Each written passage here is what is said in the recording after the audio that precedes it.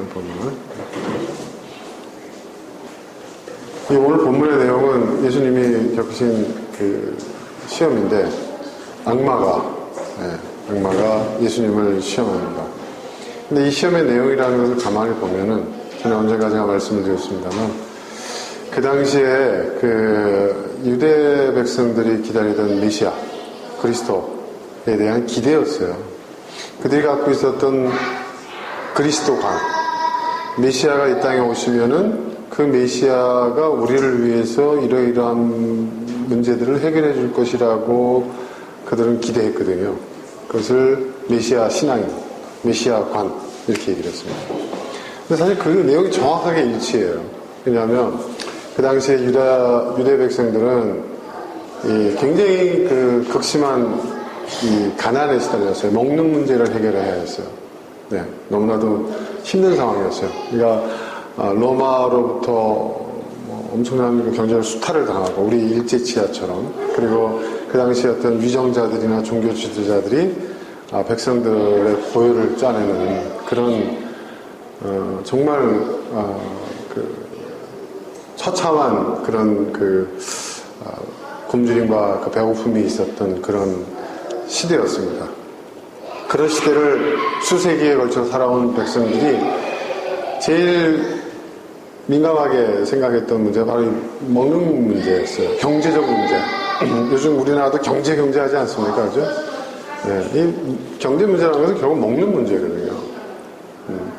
그러니까 이 먹는 문제를 해결해 줄 것이다. 이 경제의 문제를 해결해 줄 것이다. 라고 기대를 했어요. 그 당시에 사람들이. 우리를 부자를 만들어 줄 것이다. 배고픔을 없애게 해줄 것이다. 이런 기대가 있었던 거죠. 그게 첫 번째. 메시아가, 그리스도가 이 땅에 와서 우리를 위해서 해줘야 할 첫 번째 조건이 그거였어요. 근데 사단이, 악마가 예수님께 시험하는 그 시험의 그 내용이 정확하게 그거예요. 이 돌들로 빵이 되게 해라. 이게 단순히 이 눈에 보이는 이 돌을 빵으로 변하게 해봐. 이런 얘기가 아니에요, 이게. 이 돌이라는 것은 그러니까 이 돌이라는 것은 뭐냐 하면은 그들에게 있어서 상징하는 바가 있는 거예요. 여러분, 광야가 황무지잖아요. 그 황무지가 황무지인 이유가 뭐냐 하면 이게 옥토가 아니에요. 그죠? 목초지가 아니에요. 정말 그야말로 황무지, 광야죠. 광야는 뭐로 가득하죠, 여러분? 돌로 가득해요. 그들에게 있어서 이 유목민들에게 있어서, 그리고 팔레스타인 그 지역에 이제 농업을 하고 있는 그 백성들의 그 입장, 주된 어떤 그 생업이 유목과 농업이었던 그들의 입장에서 보면 이 돌이라는 것은 척박한 환경을 뜻하는 거예요. 그러니까 요즘 우리도 그런 얘기 하잖아요. 경제가 안 되는 환경, 그런 이유, 여러 가지 얘기를 하잖아요. 똑같은 거죠. 그걸 바꿔달라는 거예요, 그거를. 네가 하나님의 아들이거든. 네가 하나님의 아들이라면 이걸 해달라는 거죠. 여러분, 그때나 지금이나 다를 게 하나도 없어요. 똑같습니다. 네. 이 시대도 그렇죠. 이 시대에 어떤 지도자들한테 요구되는 것들이 뭡니까? 지금 문재인 정부한테 요구하고 있는 가장 큰 게 뭐죠? 처음에는 뭐였어요? 이게 나라냐 하면서 나라의 적폐를 바로잡아달라고 이제 채워놨는데, 지금 뭐예요? 네? 적폐고 뭐고 간에, 이명박이건 박근혜건 그게 중요한 게 아니라 당장 우리의 이 경제 문제를 해결해 주는 사람이 지도자다. 이런 얘기를 하잖아요. 참, 그 역사를 통해서 그걸 배우지를 못하나 봐요. 참, 여러분, 우리나라 국민들뿐만 아니라 이 민중은 굉장히 단순합니다, 사실은. 정말, 금방 잊어버리고요. 그 광야에 이스라엘 백성이 똑같이 그랬잖아요. 차라리 노예 생활이 더 그립다. 노예였을지언정 우리 배고프지 않았다. 목마르지 않았다. 고기를 먹을 수 있었다. 돌아가자. 금송아지 만들고. 인간의 본질은 바뀌지 않나 봐요. 그게 첫 번째였어요. 근데 여러분, 이 시대에도 이렇게 가만 보면요, 거짓 종교들을 보세요. 거짓 종교들. 물질의 축복 얘기하잖아요. 복 받을 것이다. 기복신앙, 그런 게 다 그런 거 아닙니까, 여러분? 그죠? 네? 하나님이 물질의 축복을 주신다 뭐 이러면서 네가 하나님 위해서 뭐 하나를 썼어? 하나님께서 30배 60배 갚아줄 거야. 세상에 그건 뭐예요? 복리자도 아니고 그거. 투자 배당이에요? 하나님이 그런 게 필요합니까? 하나님 아무것도 필요하지 않으세요. 그죠? 여러분 절대자는 아무것도 필요하지 않은 자가 절대자예요. 그죠? 하나님은 솔직히 말해서 우리의 감사도 필요 없어요. 네, 우리의 예물도 필요 없어요. 여러분 그죠? 우리의 찬양도 필요 없으세요. 네, 홀로 모든 것이 완벽하신 분이에요. 그죠? 어떤 의미에서 우리의 순종과 믿음도 필요 없으세요. 그분 입장에서는. 그 모든 것은 우리를 위해서 있는 것이지 그분을 위해서 있는 게 아니거든요. 근데 마치 그분께 그렇게 막 뭔가를 갖다 바치면 그분이 좋아하는 짓을 하면 그 반대급부로 보상을 받는다. 이런 식의 어떤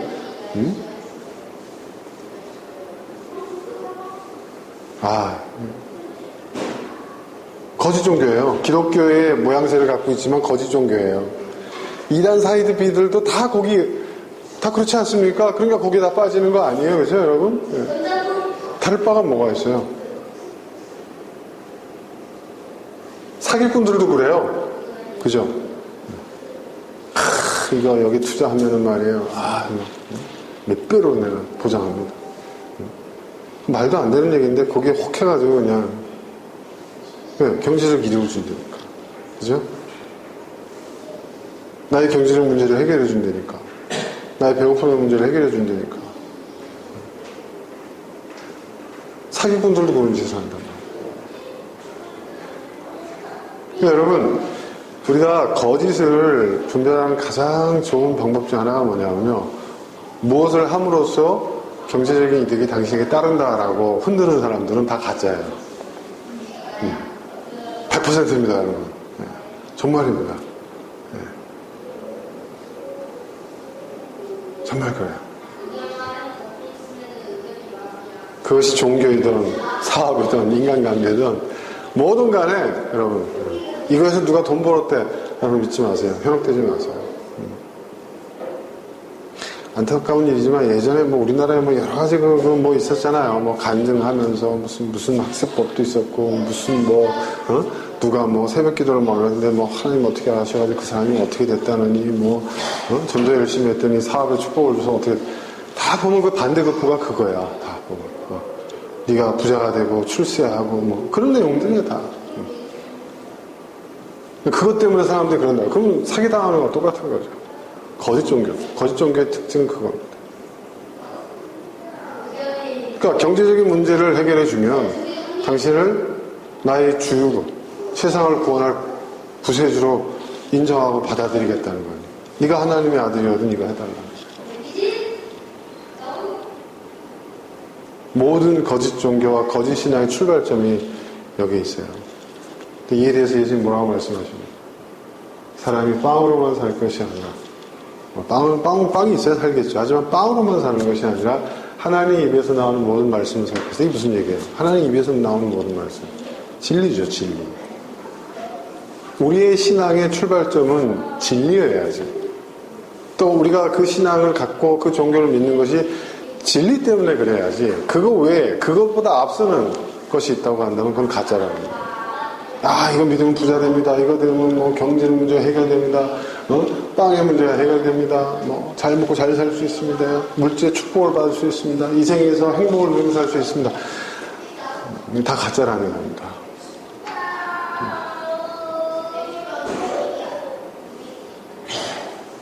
거짓 종교와 거짓 신앙은 거기에서 출발하고 거기에 기반하고 있다는 것이죠.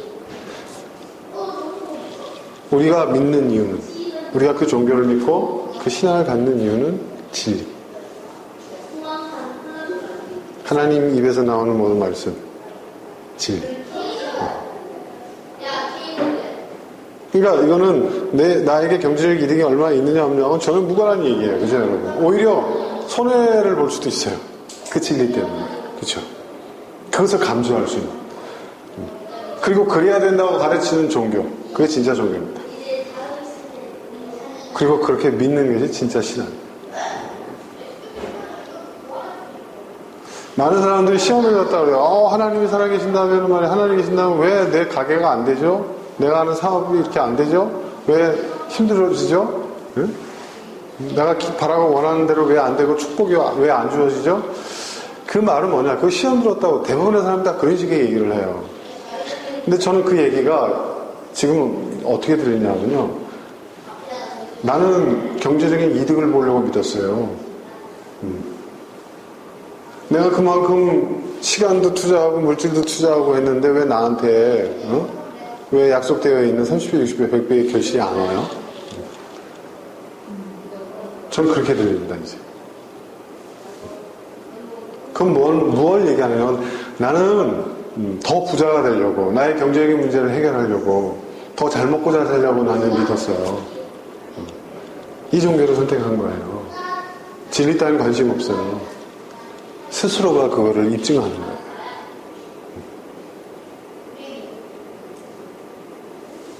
예전에는 그런 사람 붙들고 해서 그러나 그게 아닙니다 하면서 이렇게 예전에 이제 제가 목회할 때 그래야 했어요. 근데 지금 근데 그러고 싶지는 않았지만 지금은 이제 안 그래요. 그러세요? 제가 농담이 아니라 누가 한번 저희 회사에서 진지하게 누가 그런 얘기를 저한테 하더라고요.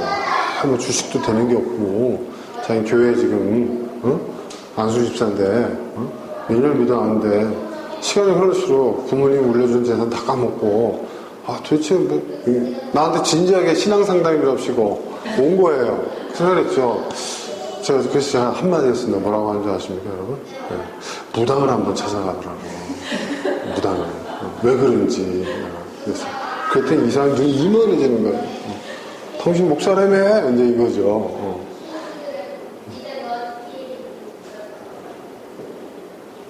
그 사람은 하나님 믿고 있었던 게 아니에요. 그쵸, 여러분? 그죠? 하나님은 뭐예요? 수단이 있는 거죠. 이거 보세요. 나의 배고픔의 문제를 해결해 줄 수 있는 수단인 거예요. 가짜입니다. 자, 두 번째는 거룩한 도성에 데리고 가요. 예수님을 모시고 올라가요. 거룩한 도성이라는 것은 그 예루살렘 성전을 말하는 거죠. 그 꼭대기에 올라가서 뭐라고 얘기하냐면 뛰어내려라. 네가 뛰어내리면 네가 하나님의 아들이면 넌 다치지 않을 것이다. 천사들이 너를 보호할 것이다. 이 말이 무슨 말이냐면 기적을 행하라는 거예요. 기적. 무리를 걷고 그런 거 있잖아요. 그런 기적을 합니다. 옛날에 여러분 그런 거 기억나세요? 능력 전도 막 능력 대결, 능력 시리즈라는 게 있었어요. 옛날에. 이게 뭔지 아세요? 한때 그 난리 났었어요. 한국 교회가. 그냥 기적을 체험하고 막 하나님의 능력이 나타나고 막 능력 대결이라는 책을 보면요. 그 나중에 다 가짜인 게 드러나 버렸지만은 그 가짜였어요. 다 싹 다. 거짓말이었어요. 누가 소설을 쓴 거예요. 근데 그게 자기는 거짓말을 할 의도가 아니라 일종의 말하자면 기독교 판타지 소설을 좀 쓰려고 했던 건데 그거를 진실로 받아들인 독자들이 잘못이다. 또 이상한 자기가 간증 집회까지도 하려놓고서 이게 뭐냐면 태평양 일대 그리고 동남아시아 일대의 그 여러 그 소수 민족들을 대상으로 선교 활동을 하는데 그들이 믿고 있는 토착 종교와 악마적 종교들 있잖아요. 그들을 지배하고 있던 그 세력들과 선교사로서 자기가 키웠던 그 여러 선교단체의 그 팀들이 거기 들어가서 그들과 영적 전쟁을 벌여서 능력 대결을 벌여서 하나님의 능력이 그들을 제압해가지고 전도가 됐다. 이게 난리가 나는 거예요. 몇 년 동안에. 베스트셀러가 되고요. 이야, 크리스찬들이 거짓말할 일이 없다. 그래가지고요, BBC 방송국하고 몇몇 그 다큐멘터리 그 제작하는 데들이 실제로 간 거예요. 갔더니 지도상에 그런 마을도 존재를 하지 않을 뿐더러 그런 섬도 없어 보니까. 근데 그게 이미 서구 기독교에서는 완전히 날조된 거짓말이다. 극우주의자들이 만든 가짜 뉴스다 해가지고 막 난리가 나서 이제 다 입 다물었는데 우리나라는 그걸 알고 있는데도 불구하고 입 싹 다물고 계속 그 책 팔아먹고 진짜 그런 일이 있었던 것처럼. 그 저자가 초청돼서 우리나라 와서 강연도 하고. 저는 그때 당시 제가 부교육장인데 하도 그 교회 담임 목사님이 부교육자들하고 교회 그 부역장들 가서 그거 보고라 그래가지고 제가 가서 그냥 참 은혜도 많이 받고 저도 반성 많이 하고 주여 내게 좀 능력 주셔서 하면서 그래서 20일 금식 들어가고 막 그랬었어요. 저도 난리가 났었어요. 그거예요. 그거예요. 기적을 행해라. 기적을 행하면 내가 믿겠다 이거예요. 그러니까 예수님이 기적을 행하셨을 때 얼마나 많은 사람들이 몰려왔어요. 여러분 사람들이 가장 열광했던 기적이 뭔지 아세요? 병든 자 고친 거? 그것도 있지만 제일 큰 기적이 뭐냐면 오병이어의 기적이에요. 오병이어의 기적. 그냥 두 가지 다 있어. 네. 빵의 문제도 해결해주면서 능력도 행하는 거예요. 기적을 행하는 거예요. 그러니까 사람들이 어마어마하게 몰려오는 거예요. 그래서 예수님이 사람들이 막 예수님을 찾아서 막 몰려다니고 따라다니고 했을 때 예수님이 그들을 환영하지 않았잖아요. 설교했죠? 왜 환영하지 않았다고요? 저들은 뭐예요? 표적을 본 게 아니라 그 기적에 담겨져 있는 그 의미를 보는 게 아니라 빵을 먹고 그 기적의 빵을 먹고 배부른 까닭이다 이거예요.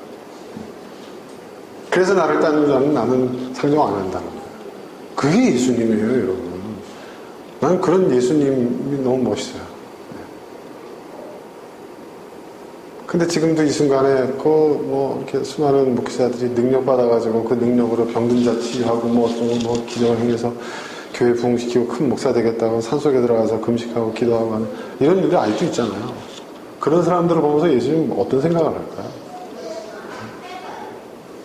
그건 마치 여러분 우리 예수님을 괴력난신을 만드는 거예요. 괴력난신이 뭔지 아세요? 막 기적을 행하고 막 이런 그 신들이 있어요. 그런 신들, 그런 힘센 신을 믿는 거예요. 그 신의 힘으로 내 병도 좀 낫고 내가 좀 더 그 신의 보호를 받고 이득을 얻고 하는 그런 거 있잖아요. 신 중의 신 여호와 이렇게 되는 거죠. 그의 아들 예수 그거예요, 여러분. 기적은. 그런 기적이 우리에게 일어나면 좋죠. 기적을 말할 필요 있나요? 기적이 우리에게 주어진다면 감사하고 받아들이면 돼요. 하지만 기적 그 자체가 우리의 신앙과 우리가 믿는 종교에 그게 참된 종교고 우리가 그 신앙을 믿는 이유의 전부라고 한다면 그것은 거짓이랍니다. 여러분 지금도 이렇게 보면 요즘 TV에 구해줘라는 그 이단 종교들에 대한 그런 내용들인데요. 그 보세요. 그럼 이단들의 특징이 뭐예요? 병 고침, 그렇죠? 기적, 이런 것들을 막 강조를 한단 말이에요. 근데 그 대부분이 다 가짜잖아요. 가짜. 여러분, 우리가 알고 있는 기적들이 상당히 사실은 만들어진 가짜인 경우가 참 많아요. 예전에 추정 60분이니 PD 수첩이니 정말 나왔어? 하고 추적해보니까 그게 아니었던 거. 그죠? 네. 저도 예전에 그런 거 한번 경험한 적이 있어요. 제가 다니던 어느 교회에 장애인이 있었어요. 장애인이. 네. 근데 어느 날 목사님이 이제 금식 기도 갔다 오고 났는데 잘 본인이 능력을 받으셨대. 네. 근데 하나님께서 주신 그 능력으로 병든 자를 고치겠다고. 그랬더니 별로 이제 반응이 없거든요. 결과가 안 나타나. 온 동네에 있는 환자들은 다 몰려왔는데. 그랬더니 이제 제가 다니던 교회에 청년이 하나 있었는데 그 청년이 다리를 절거든요. 목발을 짚고 다니는데 목발을 짚는 이유는 혼자서도 쩔뚝거리면서 걸을 수가 있어요. 근데 너무 힘드니까 이 목발을 짚으면 그렇잖아요, 여러분. 힘을 좀 받칠 수가 있잖아요. 그럼 좀 더 수월하게 걸을 수 있어서 혼자 걸을 수 있지만 굳이 목발을 짚고 다니던 청년이었거든요. 제가 청년부 전도사에서 너무 잘 알았어요, 그 내용을. 근데 목사님도 그걸 알고 계셨을 텐데 안 되니까 나중에는 거짓말을 하시더라고요. 과장을 하시더라고요. 그 청년 이름을 부를 때 일어나라고 하는데.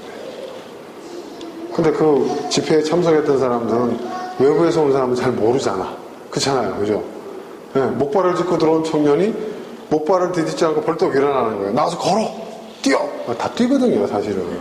힘들어서 그렇지, 그 친구가. 근데 주님 앞에, 십자가 앞에 목발을 받치고 가래요. 목발을 두고 걸어갔어요, 집까지 걸어가라고. 교회에서 한 6km 떨어져 있는데 그쪽으로 걸어갔어요. 제가 청년부 전도사로서 그 부모님한테 얼마나 항의 전화를 받았는지, 애를 어떻게 이렇게 할 수가 있냐고. 부모님은 영문도 모르는 거예요. 목사님이 시켜서 그렇게 했다는 거예요. 애 발은 텅텅 붓고 막. 영문도 모르고 나오는 교인들은 그냥 막 난리 났죠. 진짜 하나님의 기적이 일어난 걸 알고 있죠. 그때 목사님이 저를 슬쩍 불러요. 근데 그 청년을 다른 교회에 보내래요. 나중에 진실이 드러날까봐. 제가 그랬어요. 저분이 과연 20일 동안 금식 기도하면 무슨 생각을 했을까? 아니, 저렇게까지 해서 지금 저렇게 해서 지금 우리 교회 나오는 사람들은 뭐야? 지금 거짓을 지금 믿고 있는 거 아니에요? 근데 무서운 게 뭐냐면 목사님은 다 알고 계시면서도 무조건 믿음으로 낫다는 거예요. 낫다는 거예요. 그러면 그 친구 계속 우리 교회에 나오게 해야지 왜 그럼 다른 교회 보내려고 하십니까? 내가 그랬어요. 그랬더니 복음은 전해져야 된다. 그 친구도 거기 가서 자기의 그런 간증을 하고 다녀야 된다. 그리고 막 암 환자들이 있었거든요. 수술도 못 받게 하고요. 그 항암 치료도 못 받게 했어요.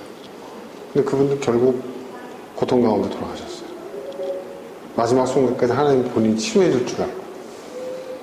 근데 어떤 일이 벌어졌냐면 이런 얘기가 좀 그렇지만 그 사모님이 암에 걸리셨어. 서울대학병원에서 건강검진 암 딱 되니까 바로 수술 시켜버리더라고요. 바로. 누구보다도 충실하게 현대의학의 치료를 받게 하더라고요. 그래서 저는 그 교회에서 나왔습니다.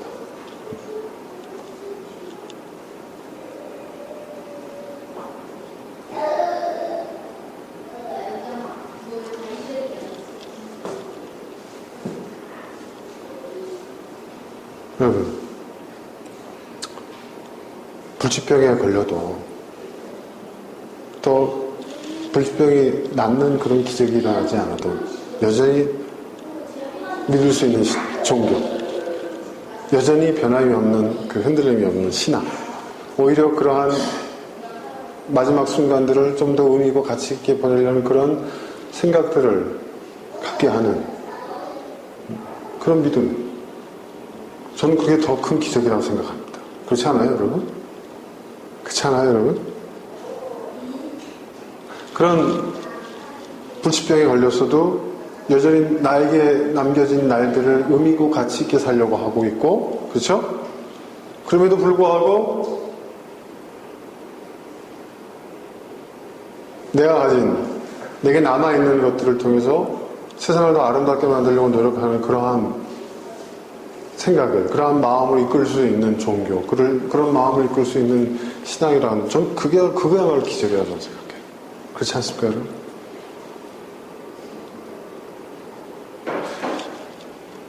우리 재단에 저 가평 루데아의 집을 기증하신 분이 있어요. 한영자 전도사님이라고. 참 이분은 참 기구한 삶을 사셨던 분인데 이분이 참 대단한 분이에요.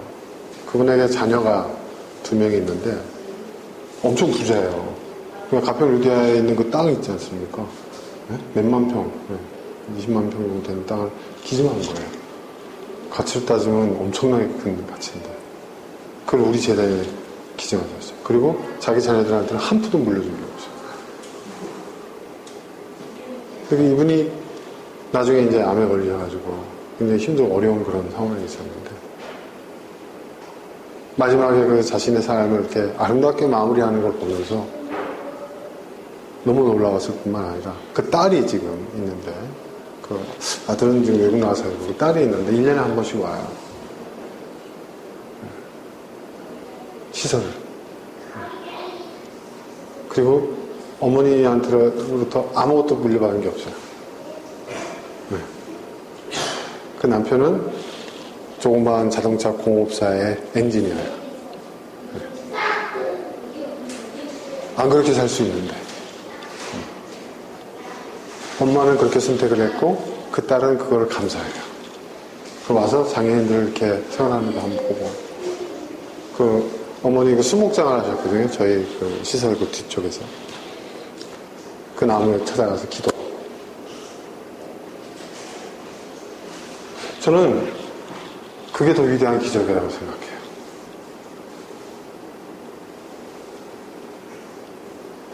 그렇지 않습니까? 여러분, 오병이의 기적도 뭐 제 사람들이 제일 좋아하는 게 오병이의 기적이라고 했죠. 경제적인 문제와 함께 기적을 해요. 볼떡 5개와 물고기 2마리와 그냥 뭐 수천 명을 먹이고 12광주라는 그런, 와, 그런 분이 있으면 여러분, 진짜 그런 분 따라다니면 어떻게 될까요? 그죠? 근데 예수님은 그 기적의 현장의 주인공이신데도 불구하고 그 기적의 현장에 있던 사람들이 그것 때문에 자기를 따르는 것을 기뻐하지 않으셨다.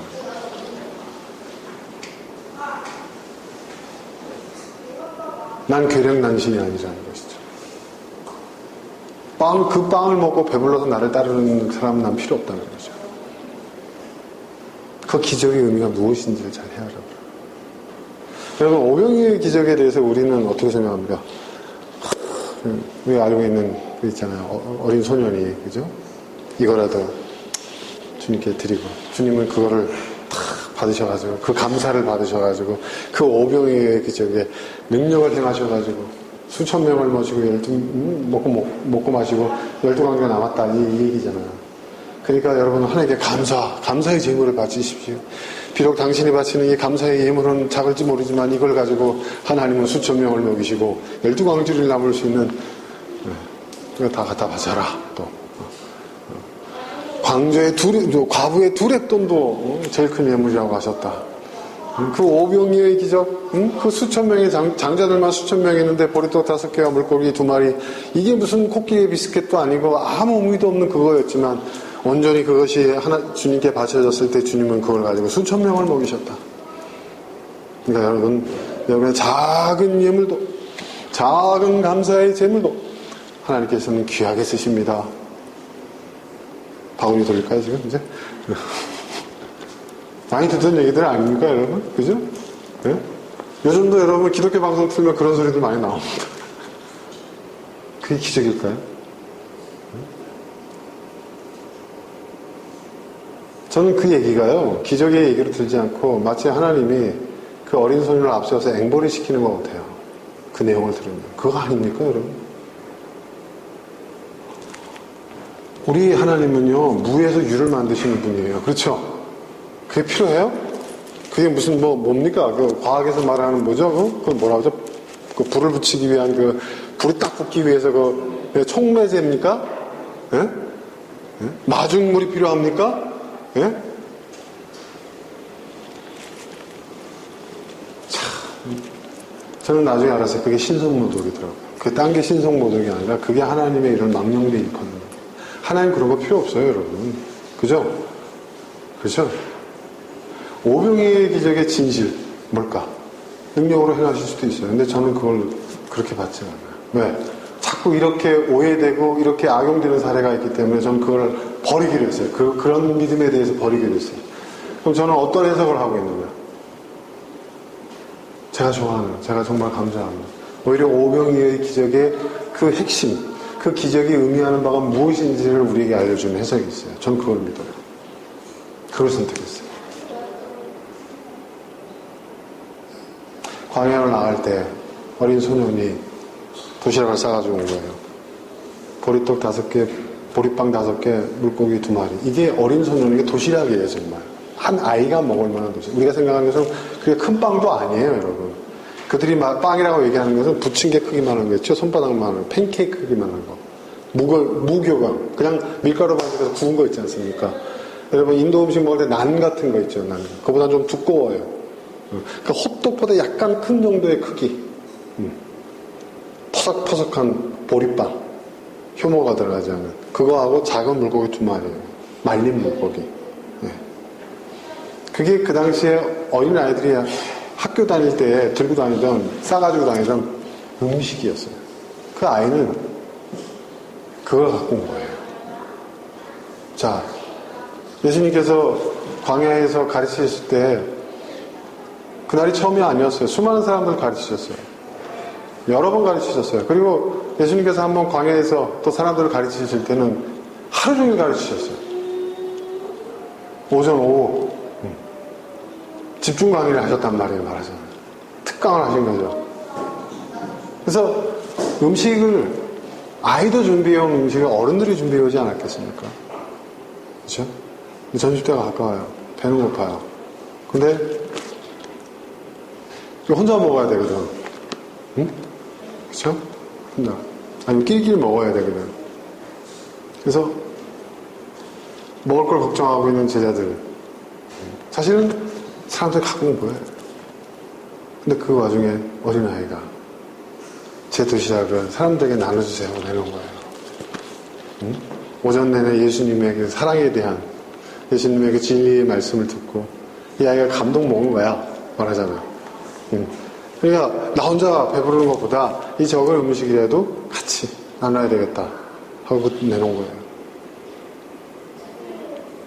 그랬더니 사람들이 그걸 보고 감동받은 거야. 야, 저 어린아이도 예수님의 말씀을 듣고 저렇게 사랑을 실천하고 믿음을 실천하는데 우린 뭐지? 예수님이 그걸 감사기도 하고 자 나눠 먹어라 하고 주셨는데 이게 나뉘어지면 나눠질수록 점점 양이 늘어. 왜 늘까? 자기들 도시락이 다 첨가가 되는 거예요. 네? 그래서 혼자 겨우 한 끼 해결할 수 있었던 양들이 그렇게 모이다 보니까 오히려 다들 같이 먹고도 12광주가 남을 수 있는 이런 나눔의 기적이 나타난 거예요. 저는 그게 더 큰 기적이라고 생각합니다. 그게 더 위대한 기적이라고 생각합니다. 그리고 그것이 바로 그 기적 속에 담겨져 있는 표적, 의미와 가치인 거예요. 무슨 말인지 아시겠습니까, 여러분? 그게 더 위대한 기적이에요. 그게 더 위대한 기적으로 받아들여지는 사람만이 저는 진짜 신앙을 갖고 있는 사람이라고 생각합니다. 믿어도 좋습니다. 하지만 무엇이 더 귀하고 무엇이 더 우리 기독교 신앙에 부합하는지 한번 생각을 해보세요. 그런 변화가. 그러니까 이 시대에도 문제도 여러분 뭐예요? 오병이어의 문제 아니에요? 그죠? 여러분 그렇지 않습니까? 네? 지금 이 시대의 문제는 이 오병이 기적의 핵심은 뭐냐? 그럼 뭐예요, 여러분? 뭐예요? 저는 이 오병이 기적이 바로 분배의 문제를 우리에게 나타내는, 부각시키는 아주 중요한 의미를 갖고 있는 사건이라고 생각해요. 단순히 예수님이 그 적은 재료를 가지고 그냥 많은 사람을 배불리 먹이셨다. 그게 아니라 예수님이 말씀하신 그 나눔의 정신이 실천되어졌을 때 어떤 일들이 우리에게 벌어질 수 있는지, 어떤 기적들이 일어날 수 있는지를 우리에게 보여주고 있는 사건입니다.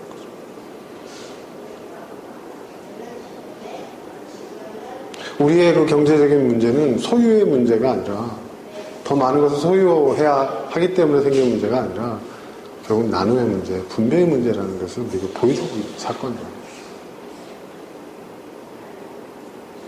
그래서 예전에 저는 한때 오병이어 기적이 싫었어요. 죄송한 얘기지만 싫었어요. 자꾸 그렇게 얘기되어지는 게 너무 싫었어요. 그런데 제가 그 의미를 깨닫고 난 다음부터는 오병이어 기적이 너무 좋아요. 오병이어 기적이 지금도 일어나야 될 것 같아요.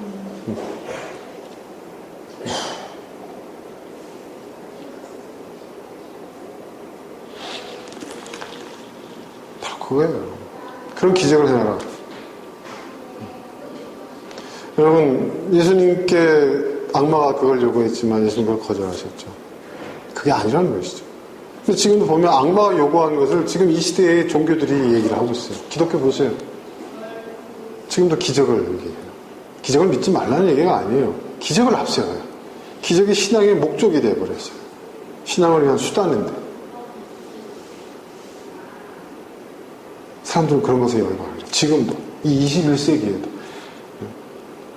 AI가 주도하는 4차 산업혁명 시대에도 사람들은 거기에 지금 빠져있어요.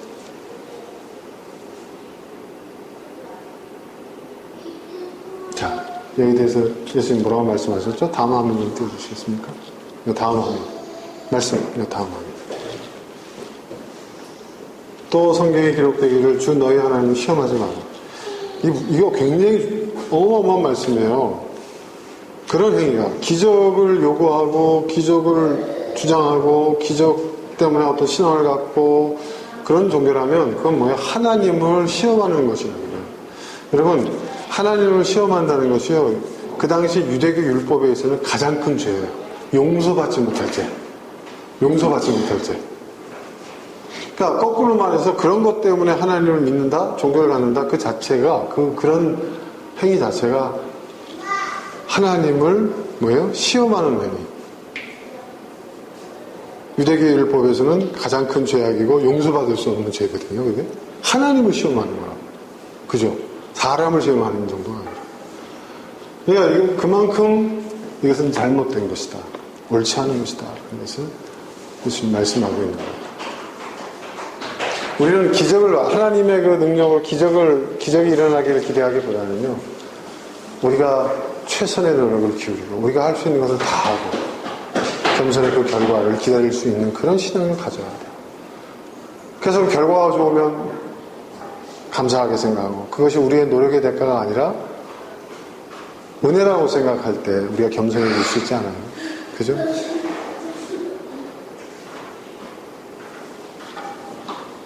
자, 그 다음 세 번째는 뭐였어요? 악마가 예수님을 높은 산으로 데려가서 세상의 모든 나라와 영광을 다 보여주면서 얘기해요. 내가 나에게 엎드려 절하면 이 모든 것을 내게 주겠다. 악마는요, 여러분, 인간의 욕망이 인격화된 겁니다. 악마는. 성경에서 말하는 사단은요, 인간의 욕망이 인격화된 거예요. 그러니까 악마가 진짜 존재하느냐? 전 존재하지 않는다고 믿습니다. 존재한다고 한다면 우리가 악마예요. 우리 안에 있는 욕망이, 욕심이. 우리의 욕심과 욕망을 인격화시킨 게 악마거든요. 네. 그러니까 여러분, 선악과 사건에서 뱀이 아담과 하와를 유혹했다고 했을 때 실제로 뱀이, 그런 악마가 뱀의 현상을 가지고 아담과 하와를 유혹했다고 저는 생각하지 않아요. 상징화된 체계인데 그건 뭐냐? 인간 스스로가 자기 자신을 유혹을 한 거예요. 신과 같아지고 싶어. 그걸 아담이 핑계대잖아요. 여자가 그랬다 그러고 또 당신이 나에게 짝지어준 저 여자가 시키는 대로 해서 내가 이렇게 죄를 지었어 라고 반항하잖아요. 그러니까 아담이 하는 얘기를 잘 보세요, 여러분. 당신이 만들어서 나에게 짝지어준 저 여자가 이렇게 나와요. 1차적인 책임 누구에게 있어요? 저 여자에게 있고 2차적인 책임, 궁극적인 책임 누구에 있어요? 저런 여자를 만들어서 나에게 짝지어준 당신. 그게 지금 아담의 항변이에요. 이미 뭐예요? 아담은 뭐예요? 하나님같이 되고 싶은 거야. 하나님과의 어떤 그 경쟁심, 질투심이 있는 거야. 네. 신에게 도전하고 싶은 마음이 있었던 거예요. 그거를 우회적으로 상징적으로 해서 뱀이 유혹을 해서 인간의 욕망이 뱀의 형상으로 이제 형상화된 것이죠. 인간의 욕망이 인격화된 것이 악마입니다, 여러분. 아세요, 여러분?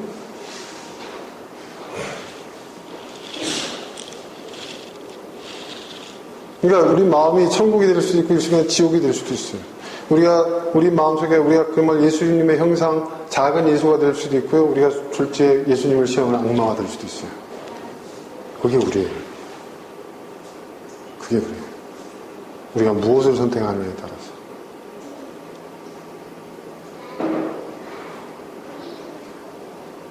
참 무서운 일이죠. 성경에서 말하고 있는 바로 그 원죄가 뭐냐? 인간의 탐욕입니다. 우리가 태어날 때부터 죄를 갖고 태어난다고 하잖아요. 그죠, 여러분? 그게 인간의 원죄라고 해요. 원죄. 근원적인 죄. 아담으로부터 시작된 그 죄의 유업이 우리에게까지 내려오고 있는 그 근원적인 욕망. 여러분, 애들 태어날 때 보세요. 저 천사 같은 아이들. 천사같이 보이잖아요. 그죠? 근데 자세히 보세요. 악마입니다. 그 아이들의 그 탐욕. 누가 가르쳐 주지 않았는데도, 그죠? 저는요, 우리 연년생, 쌍둥이는 아니지만 연년생을 키워봤잖아요. 야, 큰애가 지한테 물려놓은 젖병을 빨리 먹고 그 젖병을, 동생의 젖병을 입에서 뺏어서 지 입에 물고 자기가 다 먹다 이제 먹어버린 그 젖병을 동생 입에다가 찢는데 잘 안 찢으니까 눈에다 막 찢는 그 모습을 제가 봤어요. 충격을 받았어요. 난 처음에 우리 딸이 그런 줄 알고, 우리 딸만 그러는 건 줄 알고, 그래가지고 제가 쌍둥이를 낳은 사람들마다 제가 물어봤어요. 그랬더니 몇 년생에 쌍둥이다. 근데 집집마다 그런 일들이 일어나더라고요. 쌍둥이는 더 하대요. 더 하든. 누가 가르쳐 주지 않아. 그 욕심, 그 생존 본능. 그 욕심과 욕망이 커지는 거예요. 그게 죄의 씨앗이에요. 죄의 씨앗이에요. 그러니까 여러분, 인간의 욕심, 인간의 욕망의 끝은 뭐예요? 이거잖아요. 세상의 모든 나라 그 영광, 그죠? 그 끝이, 그죠? 세상의 모든 나라에서 나라라는 것은 모든 그 나라, 컨트리, 영어로 말하는 그런 의미도 있지만 그 권세를 의미하는 거예요. 그 권력, 그 권력과 영광. 그렇잖아요, 여러분? 인간의 욕망의 끝은 여기에 있는 거 아니에요? 이걸 실현시켜주겠다는 거예요. 이걸 실현시켜주겠다. 이걸 목적으로 삼으라는 거예요. 이걸 우리에게 달라는 거예요. 사람들에게. 근데 실제로 많은 종교들이 그걸 약속하잖아요. 그죠? 신의 축복을 이름으로.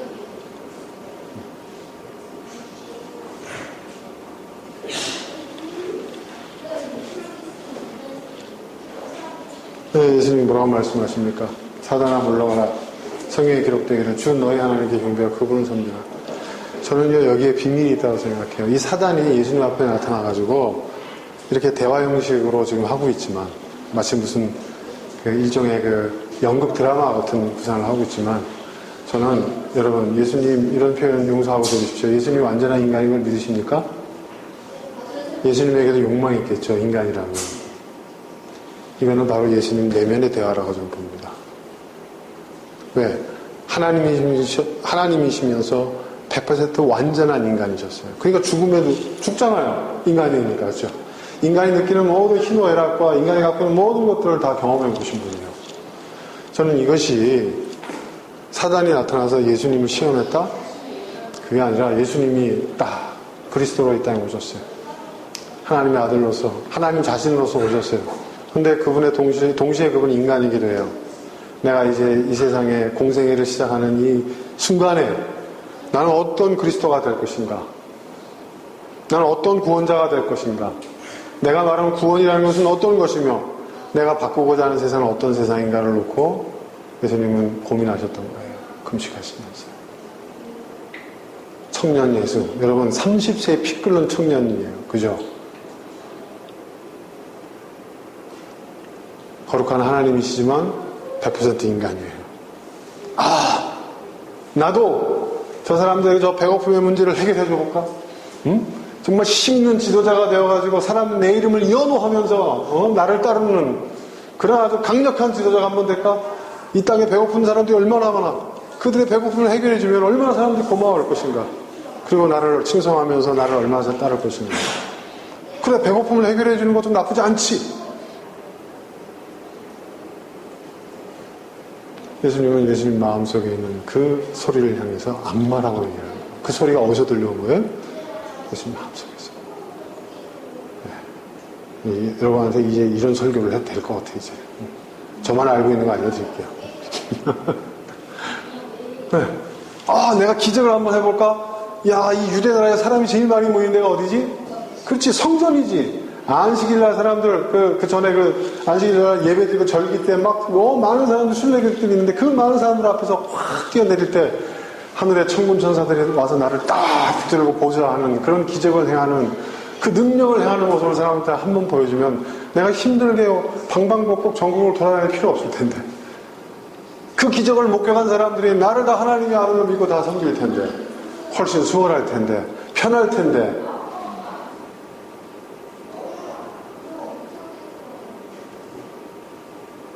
그렇죠. 야, 사람들이 또 열광하는 게 뭐지? 사람들이 좋아하는 게 뭐지? 내가 어떻게 하면 인기를 얻을 수 있을까? 그래, 결국 사람들은 권력을 원하고 있어. 영광을 원하고 있어. 세상에 화려한 것들, 부귀 영화. 내가 그걸 줄까? 그걸 선사할까? 그럼 아마 나는 전 세계를 다 지배할 수도 있을 거야. 그러고 남으실 분들도 그러실 수 있었죠. 이거는 예수님 안에서 있는 시험이었던 거예요. 예수님 스스로가 그 시험을 이겨내신 거예요. 이겨내시고 나니까 어떤 일이 벌어져요? 하늘에서 비둘기와 같이 성령이 그분에 임하십니다. 천사들이 와서 그분 수종합니다. 준비가 됐다는 거죠. 그 유혹을, 그 욕망을 스스로가 극복하실 수 있었다. 그리고 그분은 그 길로 가셨어요. 그분이 선택하신, 그분이 마음먹으신 그 십자가의 길로 걸어가셨죠. 그런 예수님이 때문에 우리가 그분을 믿는 거예요. 그렇지 않습니까, 여러분? 그게 저는 기독교의 참 신앙이라고 믿습니다.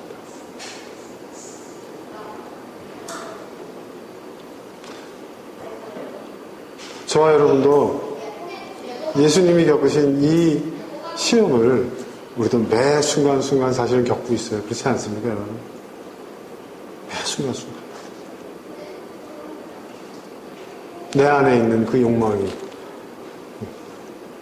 나를 위한다는 합리적이라는 이성적이라는 이것이 나에게 실질적인 이익이 되는 갖가지 이유와 명분을 가지고 나에게 계속해서 이 시험을 해오잖아요. 그죠, 여러분? 그럴 때 우리는 어떻게 할 것인가? 그때 우리가 무엇을 선택하냐? 그게 우리의 신앙, 우리가 믿는 우리의 종교에 이것이 진실이냐, 참이냐, 거짓이냐를 드러내는 그 기준이에요, 여러분.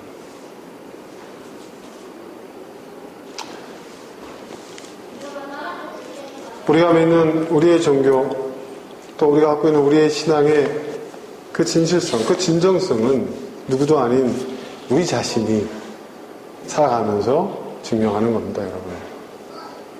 남의 신앙, 남의 종교 판단하려고 하지 마세요. 전 그 얘기를 하고 있는 게 아닙니다.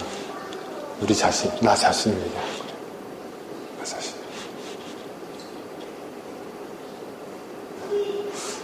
그래도 이 시험을, 이 유혹을, 이 선택의 문제를 앞서서 해결하신 분들이 있어요. 그죠? 예수님을 비롯해서 수많은 믿음의 선지인들, 그들을 바라보면서